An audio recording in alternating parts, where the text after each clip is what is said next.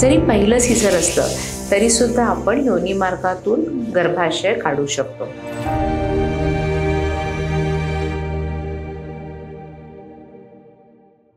मधुजी 44 वर्षाच्या आहेत, त्यांना 2 बाळं आहेत। एक नॉर्मल डिलिव्हरी झाली होती, एक सिझेरियन झालं होतं। त्यांना पिरियडच्या वेळेला प्रचंड रक्तस्राव होत होता।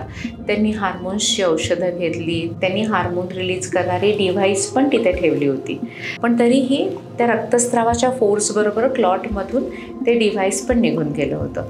आता त्या पुरत्या कंटाळल्या होत्या, त्यांचं जवळजवळ जॉब जाण्याची वेळ आली होती आणि त्यांना आता ह्याच्यातून मुक्तता हवी होती। बाहेर 2-3 ठिकाणी त्यांनी दाखवलं, त्यांना दुर्बिणीतून शस्त्रक्रिया करण्याचा सल्ला दिला गेला होता। पण काय आहे, मधुजींना फक्त ब्लिडिंगचाच प्रॉब्लेम नव्हता, तर त्यांना युरिनच्या पण कंप्लेंट होत्या। म्हणजे हसल्यावर शिंकल्यावर युरिन पण बाहेर येत होती। आणि जेव्हा आपण त्यांना तपासलं तेव्हा त्यांची नॉर्मल डिलिव्हरी झालेली होती, त्यामुळे युरिनची बॅग जी असते ती पण थोडी खाली येत होती योनी मार्गातून।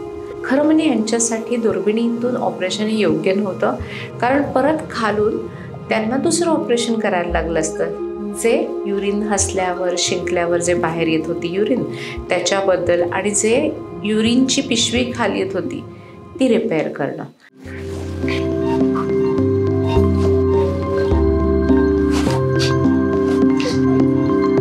लेफ्ट मायोमेक्टमी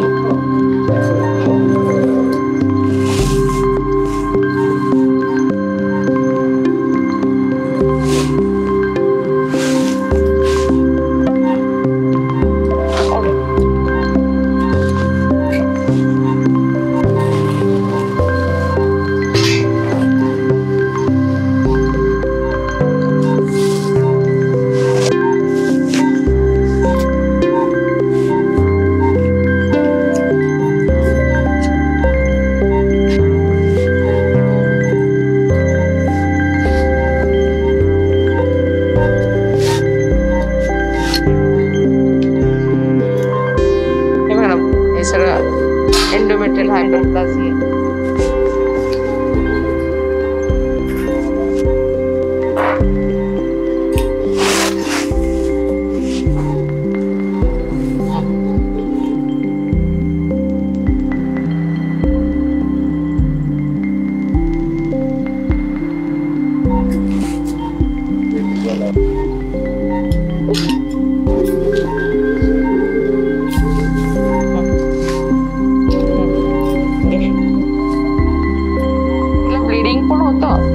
आणि युरिनरी कंप्लेंट्स पण आहेत। मग ह्याची जर TLH केली असती तर युरिनरी कंप्लेंट असेच राहिले असते। असं फ्रँक प्रोलॅप्स नव्हता, फक्त सर्वायकल इलॉंगेशन होतं फक्त ह्याला, नाहीतर हे एवढं डिफिकल्ट गेली नसते। सो ॲडव्हान्टेजेस ओव्हर TLH म्हणजे काय, आता TLH शेवटी जनरल अनेस्थेशिया हे रिजनलमध्ये होतं, नंतर त्याला परत ॲब्डॉमिनल पोर्ट्स असतात, हे सगळं व्हजायनलच।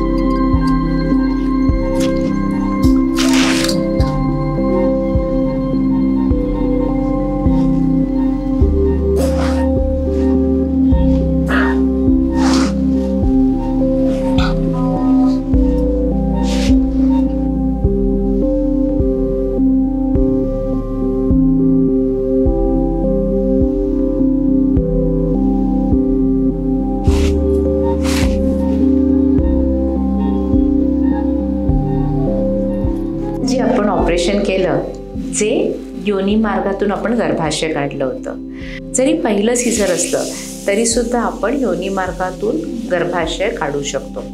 त्यामुळे आता जी आपण केलेली आहे ती सर्जरी सक्सेसफुल झालेली आहे।